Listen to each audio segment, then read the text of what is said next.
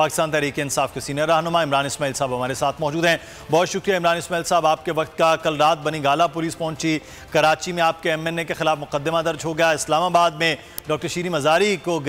گرفتار کر لیا گیا، تو حکومت اب کیا کر رہی ہے آپ کے خلاف؟ دیکھیں یہ اس حکومت کے پاؤں نہیں ہیں، یہ کھڑے نہیں ہو پا رہے ہیں، اور یہ اب سمجھ رہے ہیں کہ اگر یہ پریشر ٹیکٹکس استعمال کریں گے تو اس سے موومنٹ جو ہے وہ رک جائے گی اور لوگ گھبرا جائیں گے۔ لیکن یہ ان کو احساس ہونا چاہیے کہ کل رات انہوں نے عالمگیر محسود کے گھر پہ چھاپا ڈالا ہے،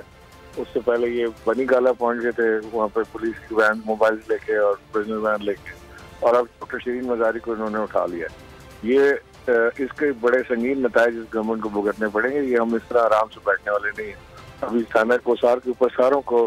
ہم نے کہا کہ تھانہ کوسار پہنچیں جو اسلام آباد کے نزدیک ہیں، اسلام آباد ہیں، اور پھر اس کے بعد بات ہو۔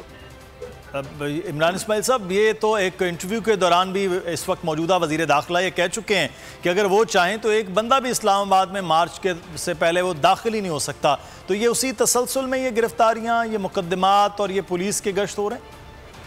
نہیں ہوگا، کیونکہ وہ وزیر داخلہ جو ہے وہ خود ان کو یقین نہیں آ رہا اب تک کہ وہ وزیر داخلہ بن گئے ہیں، وہ اپنی چوری حرکتوں سے باز نہیں آ رہے، لیکن ہم پوری فل فورس کے ساتھ انشاءاللہ جائیں گے، اینڈ وی ول ناٹ وجن انچ کے کوئی ہمیں اس طرح سے یہ ہمارے سینئر لوگوں کو اٹھائیں اور ان کو جیلوں میں ڈالیں اور یہ سمجھ رہے ہیں کہ اس کی وجہ سے یہ موومنٹ کو دبا پائیں گے اور اپنی حکومت چلا لیں گے، تو یہ چلا کے دکھا لیں گے۔ تو اس وقت کیا اب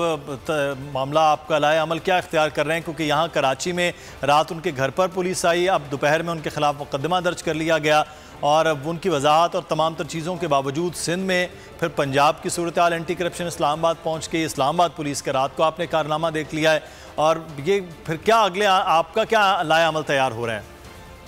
میں نے آپ کو کہا نا کہ ہم اپنی جو ہماری کور کمیٹی کی میٹنگ ہے وہ بڑی امپورٹنٹ میٹنگ ہے، اس میں لائے عمل بھی طے کریں گے، اور اب ہم مزید